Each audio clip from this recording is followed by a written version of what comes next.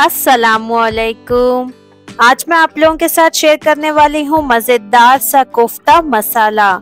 ये बहुत ही टेस्टी बनता है एंड ऊपर से इसे बनाना भी बहुत ही आसान है।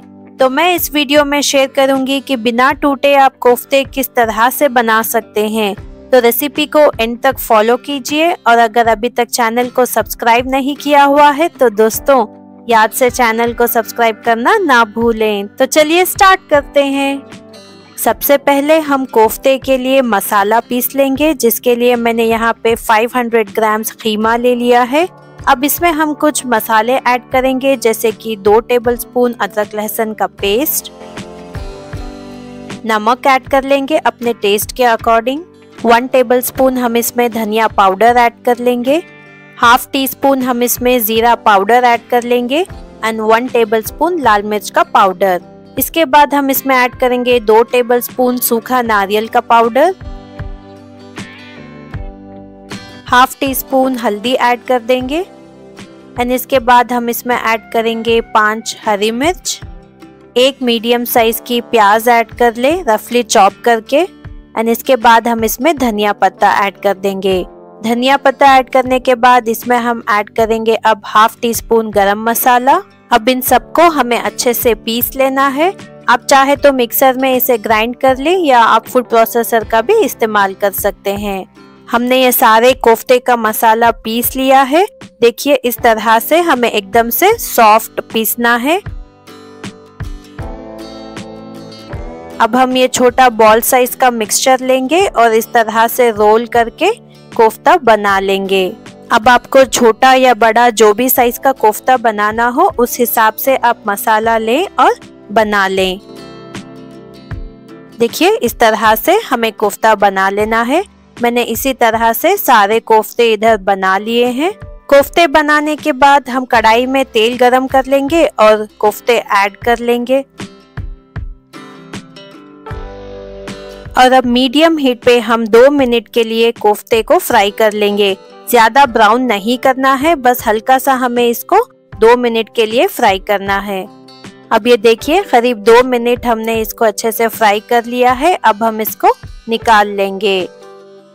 ये देखिए हमने सारे कोफ्ते अच्छे से तल के निकाल लिए हैं। अब नेक्स्ट इसकी अब हम ग्रेवी बनाएंगे।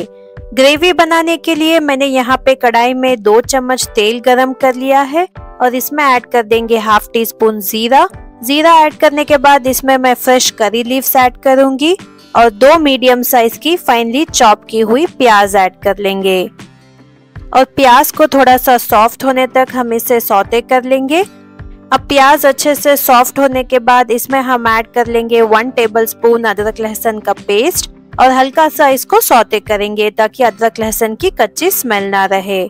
प्याज एंड अदरक लहसुन को अच्छे से सौते करने के बाद इसमें हम ऐड कर देंगे हाफ टी स्पून हल्दी, 1 टेबलस्पून धनिया पाउडर, हाफ टी स्पून जीरा पाउडर ऐड कर लेंगे, 1 टेबलस्पून लाल मिर्च का पाउडर।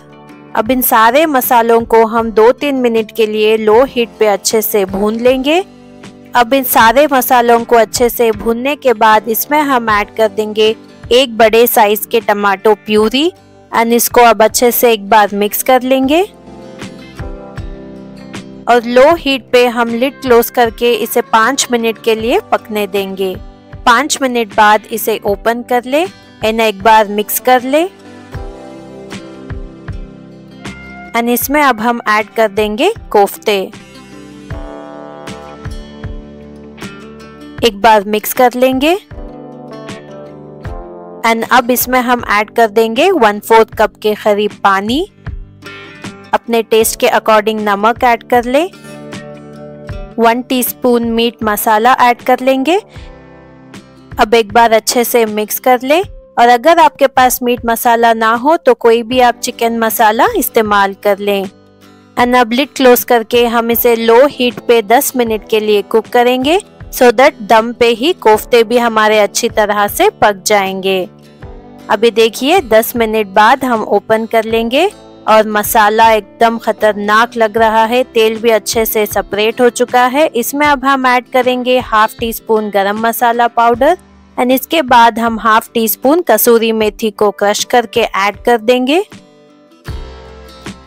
एक बार अच्छे से मिक्स कर ले। देखिए इतना मिक्स करने के बावजूद भी हमारे कोफ्ते बिल्कुल भी नहीं टूट रहे हैं। और इसके ऊपर अब हम थोड़ा सा धनिया पत्ता ऐड कर देंगे और कटी हुई हरी मिर्च ऐड कर लें। तो ये हमारा मजेदार सा कोफ्ता मसाला एकदम बिल्कुल रेडी है। चलिए अब हम इसको सर्व कर लेंगे। तो ये रहा जबरदस्त सा कोफ्ता मसाला। इसे आप रोटी नान के साथ एंजॉय कर सकते हैं। तो इस बकरीद पर इस कोफ्ता मसाला की रेसिपी को जरूर ट्राई करिए।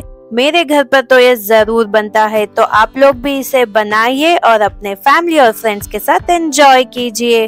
वीडियो अगर अच्छा लगा हो तो लाइक करें, शेयर करें और चैनल को सब्सक्राइब करना ना भूलें। बहुत जल्द मिलती हूँ अगले वीडियो में एक नई रेसिपी के साथ। तब तक के लिए हमें अपनी दुआओं में जरूर याद रखिए। अल्लाह हाफिज।